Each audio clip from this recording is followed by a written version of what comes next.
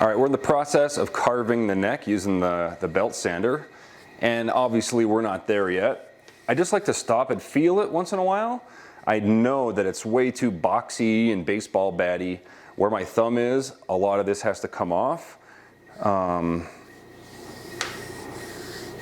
here, a lot has to come off. So it's, you know, basically it's all about feel, just back and forth, and just getting it until it's right. All right, we're getting closer, and it's obviously way too baseball batty.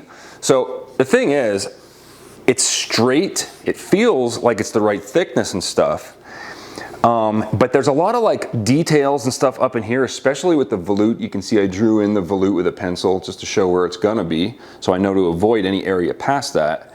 I think what I'm gonna do is take this over to my downdraft table. We'll take the sander, the Dynabrade and stuff, and we can actually shape using 80 grit, using the Dynabrade sander, and we can shape this to where it needs to be, smooth it all out, and this I might be able to take some more off with the belt sander just to get a little bit closer, because that's a lot of meat right there.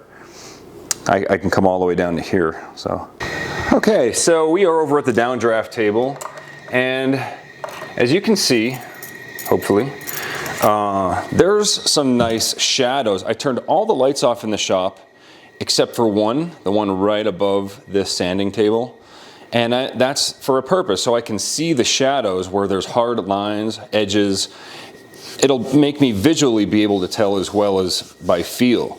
So we have a lot of meat to take off here. I'm gonna throw some fresh 80 grit on here, and we'll get sanding.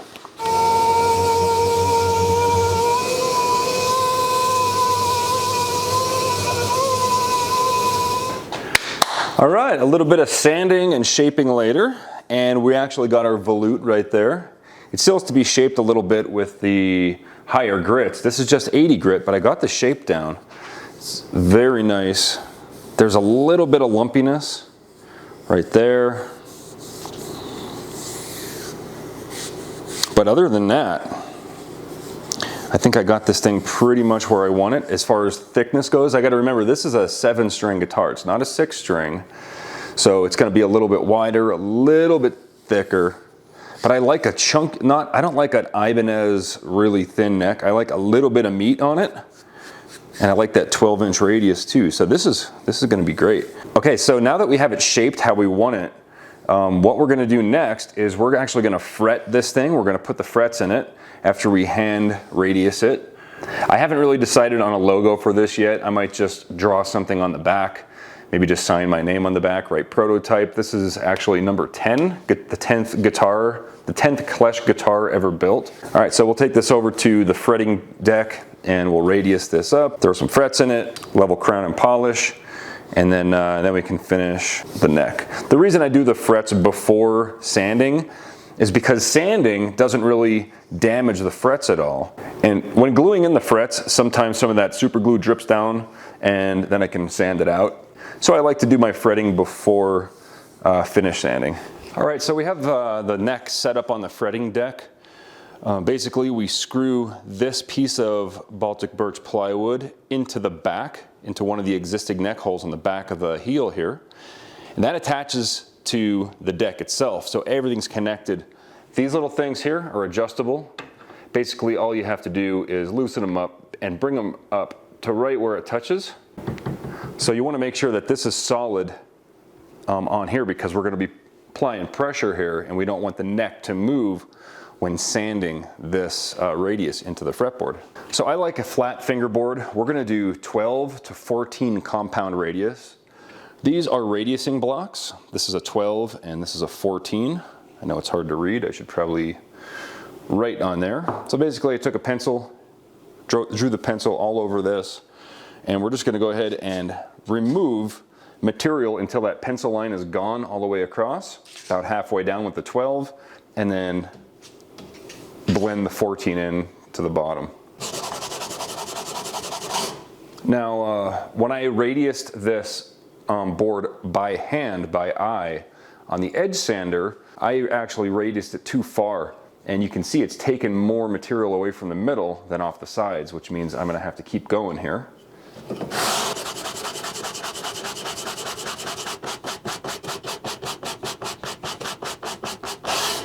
Okay, so our radius is just about perfect down here, but up here we still have a tighter radius.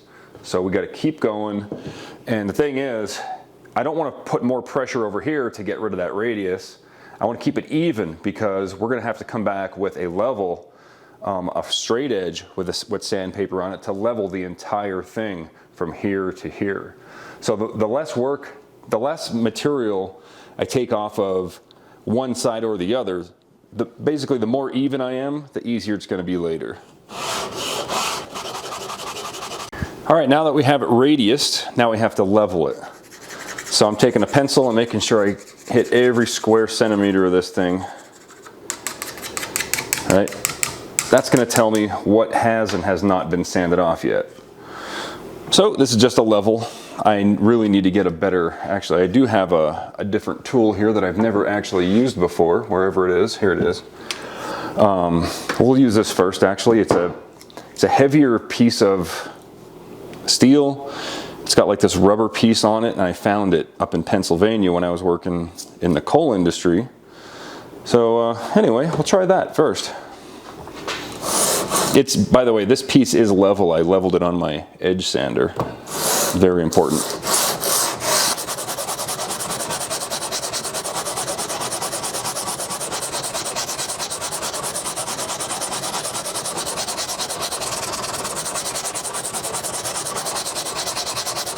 Yeah, this thing works really good. It already took down pretty much all of the pencil marks. There's still a little bit right here. There's some right up here, some right here, and down here. I'm not gonna go too crazy. I don't want to remove everything just to get these couple little pencil marks out, especially the ones up here, because up here, these frets, if they're lower, which means there's pencil marks, if you fret right here, that string is going to be over top of that low fret, so it's not going to matter. But that's only for the 24th fret. Everything up here, it has to be level. Okay, I believe we're good. Yeah. All right, now that the fingerboard is radiused and leveled, we can now put the frets in. So basically, I'm going to hammer the frets in. Well, first I have to cut the frets. And I have a few tubes of fret wire here. We're going to use, what do we got? Wide highest. We have medium highest. Let's go with wide. We'll go with the wide fret wire.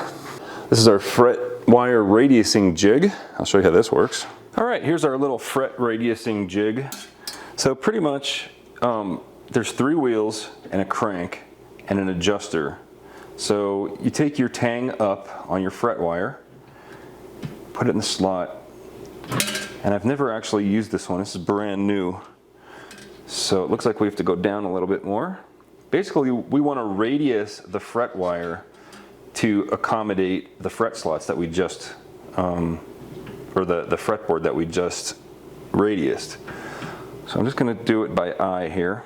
There's no like gauge on it or anything. Here we go. You see how it's starting to curve?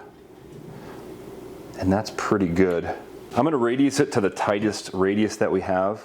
So looking at the block, that's pretty darn close. Second piece, and then we can cut all these to size. That's the next step. There you go. That's all that this little machine does. All right, next we're gonna go ahead and we're gonna cut these frets. And I have this little block that I made. It has 1 through 24. So I'm gonna cut the 24th fret. I'll put it in here and do all of them. We're always gonna start at the longest side, because if you cut one a little bit too short, then you can always use it for somewhere further down the line. You want to cut these things just a little bit longer than the fret slot.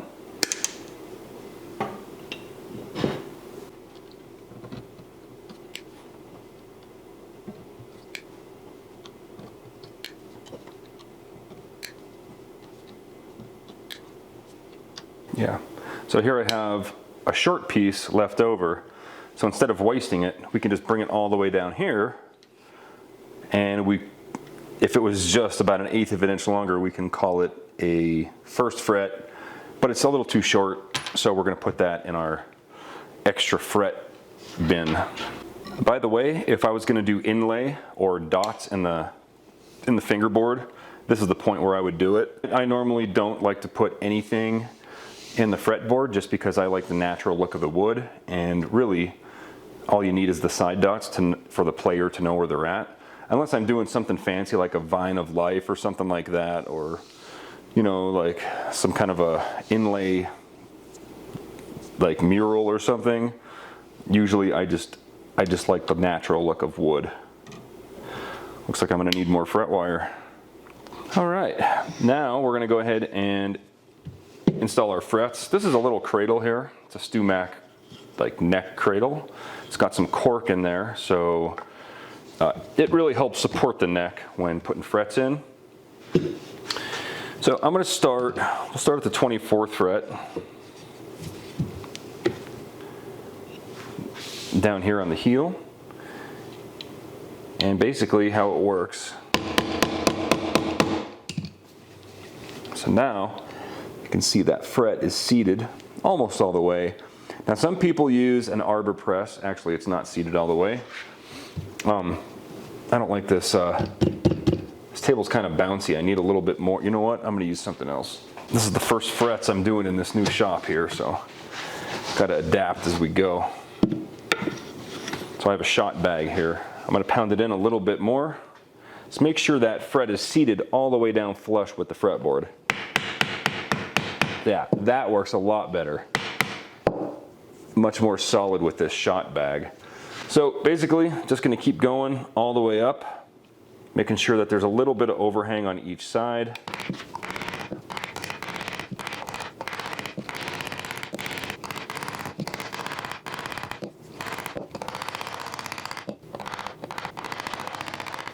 All right, I double checked that all of my frets are seated completely. Now I'm gonna, basically I'm just gonna take the fretboard, the neck, and hold it vertical and tilt it in a little bit. And we're just gonna run a bead of super glue right down the length of the fret, and that'll glue these in.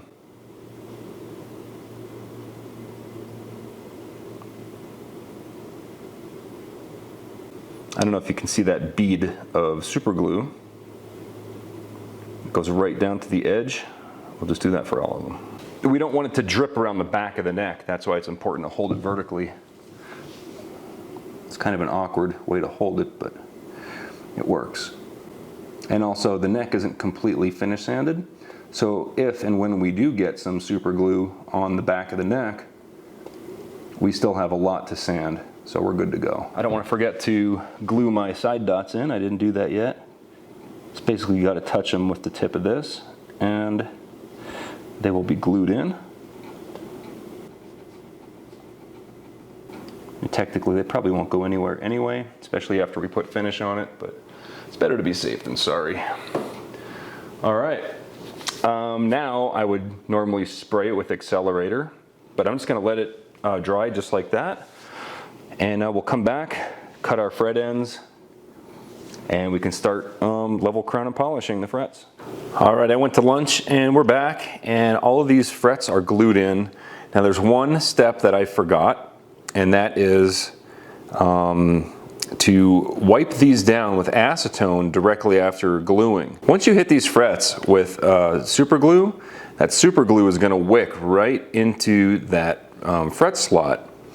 And it's not the end of the world. I can still clean this up, but it's a lot easier if you just wipe it with acetone really quick right after doing so.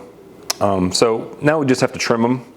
Here I have some end cutters that I ground flush on the edge sander, and I want to cut them like this, pushing down as I cut. You don't want to pull up because you'll rip your frets up. Try to get them as close as possible because we still have to grind these down with a file, and if we keep them long, that's a lot of filing that we don't want to have to do.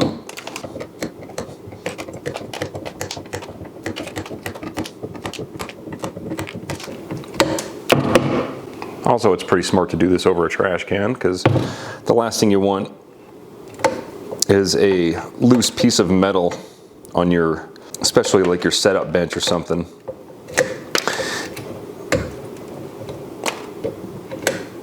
You got a nice finished guitar and then you roll it over one of these things. That's never a good day. All right, just about done here. Okay, last one. All right, before we bring it back over to the fretting deck, these little ends here, there's a little gap underneath each of the frets, and we want to fill those in. So I use, let me take off this glove, natural colored, any kind of wood filler. Basically, I just fill each of these in. I like to get some on my fingertip, and then just like press it in like that, and do that for both sides, obviously. All right, we got the neck back on the fretting deck. Here I have a file. Whoops, there we go. I just epoxied it to a piece of walnut so I could hold on to it better. Basically, this is to even up the fret ends.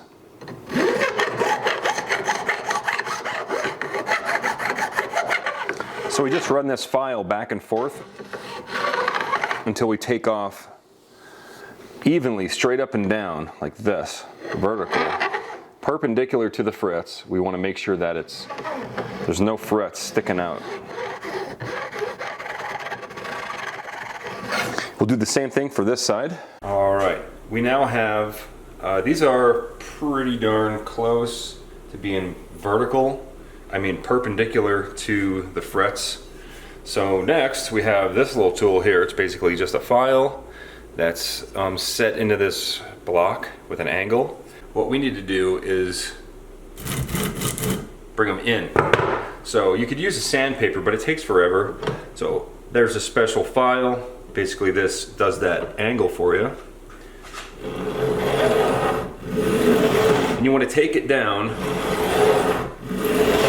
to where these frets, where the angle just touches the fretboard, or just above. You don't want to go below it, because then you're cutting into the wood. You know, if you're noticing, I'm not flat down on the fretboard, I'm up a little bit, because I don't like the angle to come that far in, and I can round the frets over by hand a little bit better later. So I like to hold it right about there.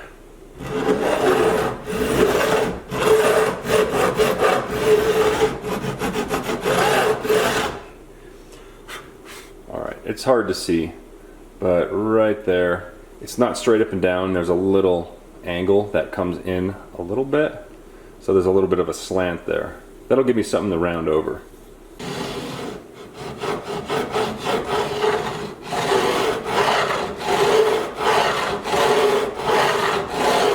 Also, you got to remember, there's a high concentration of frets in this area because they're so close together compared to out here. So keep that in mind when you're doing it. And then I'll just run my finger down. If I feel like my finger catching on anything, I know I need to work more there.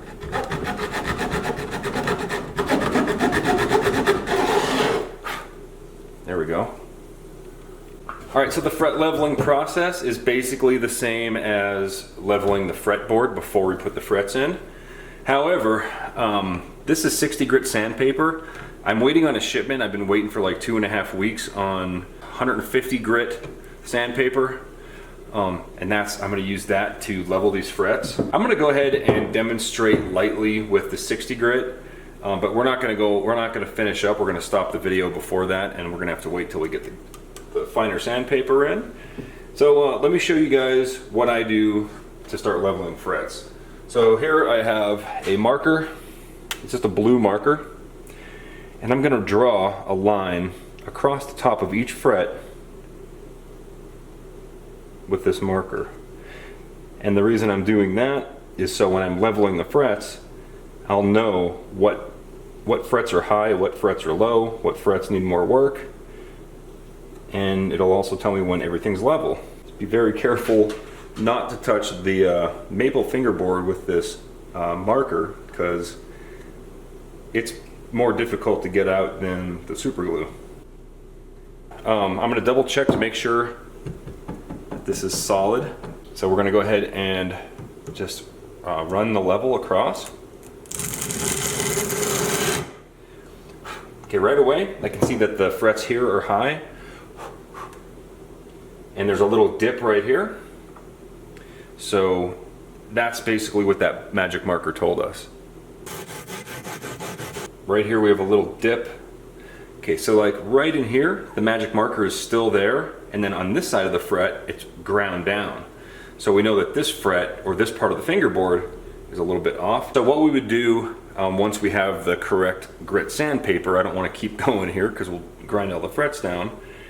We would just keep going until all the frets, as soon as the last fret is sanded, the top, then we know that all the frets are level.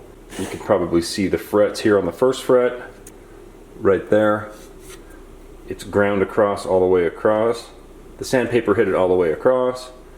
Same thing here, but right here, you can still see that blue magic marker, which means that this part of the fret is lower than this part and this part. So we have to keep grinding here until that part gets sanded as well. Alright, so I was able to find some 150 grit sandpaper on a roll, and I was able to go ahead and continue leveling here. So I just wrapped it around my fret block, which is level on the bottom. So the next step is to crown the frets, and again we take our marker and we'll just go over each fret. That is going to sit on top of these frets, and that's a diamond file in there. It's like a concave diamond file, and we're going to run this over each of the frets to crown it, which means right now these frets are flat on the top because they're level. What we need is the smallest point possible going evenly across the top of that fret, and this file is the easiest way to do it. You could, technically, you can use a different kind of file and stuff, and that's how we used to do it. But now they have these fancy files, and they're called the crowning files. And this is a wide one for the wide frets. I have a couple different ones here. There's a 150 grit side and a 300 grit side. So we're going to take most of the meat off with the 150 here. So we'll start down here. I got to use my other hand. It's pretty simple. The only thing is you want to make sure that you don't crown it past. Eventually, I'm going to make an individual video for each of these processes because there's so much that goes into each of these steps that this video is definitely not an instructional video. So right now, this fret here and this fret here, these ones are all pretty flat, so I have to grind a lot of material off the shoulders of the top of that fret. So I'm just going to continue doing that all the way down. Okay, now that we have all the frets crowned, using that little crowning file, now we have this little guy here. This is just a fret end file. It's a double mill file that's smooth on at least one side. And then I just made a little walnut handle for it here because you really have to have good control over it. But we'll start on this side here. Basically what I'm doing is I'm rounding these little frets over, so when you're playing the guitar, you're not going to feel any sharpness. It's going to be nice and round. So the best way to do this is in one continuous, you'll see what I mean. I'll just do it and you'll see what I mean.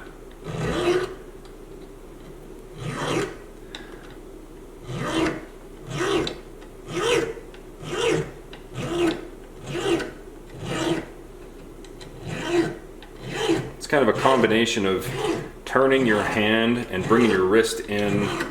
I'm just taking that edge off.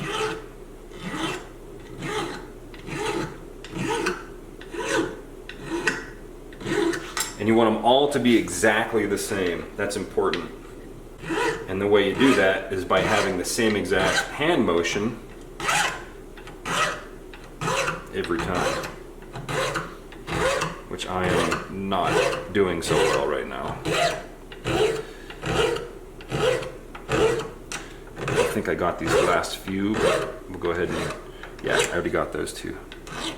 Okay, so now they're nice and not smooth, they're rough because it's obviously a file. We still have to sand them.